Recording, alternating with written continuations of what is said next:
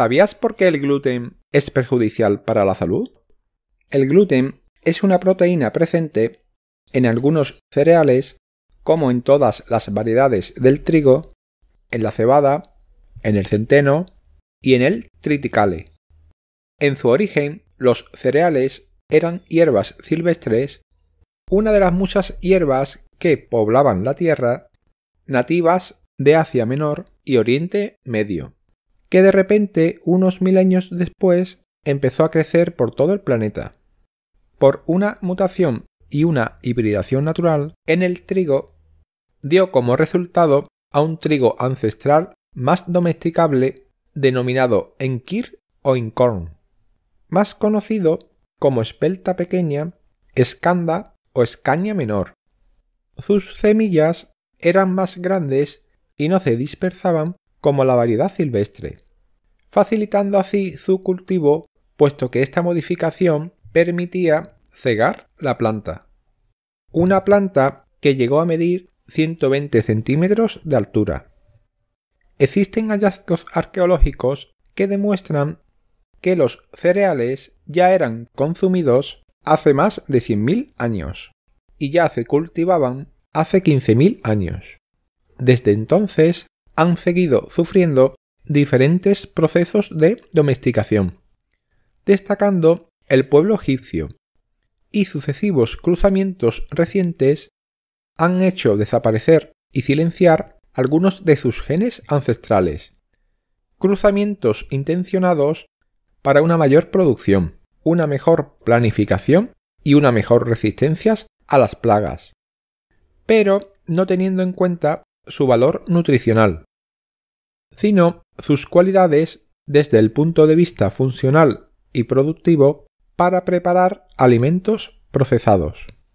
Además, en 1975, el gluten del trigo original fue sometido a una hibridación artificial con el fin de mejorar su tenor proteico, introduciendo aminoácidos en su estructura molecular que hicieron desequilibrar el orden y el balance natural. Con esta manipulación genética y con las que se han ido llevando a cabo masivamente desde los años 60, la proporción del gluten en el trigo ha aumentado un 45%, aumentando probablemente su capacidad inmunogénica y citotóxica, siendo capaz de atravesar tanto los intestinos como el cerebro. Además, el consumo de gluten neto por persona ha ido progresivamente aumentando desde 1970. Y esta manipulación genética redujo considerablemente el tamaño de la planta a 30 o 60 centímetros. Unos cambios demasiado bruscos y en un espacio de tiempo excesivamente corto para la adaptación de nuestro sistema inmunitario. Por otra parte, el trigo original era diploide, es decir, dos conjuntos de 7 cromosomas que sumaban 14 cromosomas, y ha ido mutando hasta llegar a ser dos clases de trigo con 28 y 42 cromosomas respectivamente. Esto ha provocado que nuestro organismo no lo digiera, puesto que las enzimas digestivas no reconocen a este trigo mutado. Si a esto le añadimos que en un estudio independiente realizado por dos investigadores de la Universidad de Cambridge, llegaron a la conclusión que el uso del herbicida glifosato en los cultivos podría estar relacionado con el aumento de los casos de intolerancia al gluten. Los investigadores observaron que peces de agua dulce expuestos al componente químico mostraron problemas digestivos tales como desequilibrios en las bacterias intestinales, disminución de enzimas, rotura de los pliegues de la mucosa, destrucción de la estructura de las microvellosidades de la pared intestinal y aumento de la secreción de mucina.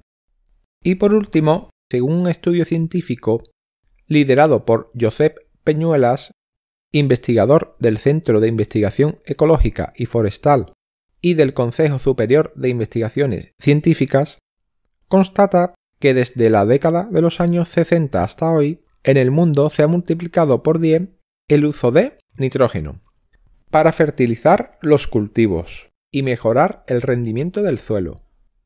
Este exceso de nitrógeno hace que se transfiera al grano y a sus harinas más cantidad de gliadina, un grupo de proteínas que intervienen en la formación del gluten. Estas proteínas, junto con la glutenina, funcionan como un tipo de defensa de la planta, es decir, son antinutrientes inmunogénicos, que son potenciales causantes de enfermedades autoinmunes. La gliadina, concretamente, causa alteraciones de permeabilidad del intestino, es decir, sustancias perjudiciales para el organismo se escapan hacia la sangre. En conclusión, ya sabemos por qué los cereales modernos y el gluten dañan nuestra salud, sin descartar otros detalles importantes como los aditivos que se le han ido añadiendo, las harinas refinadas o los panes poco fermentados con masa madre.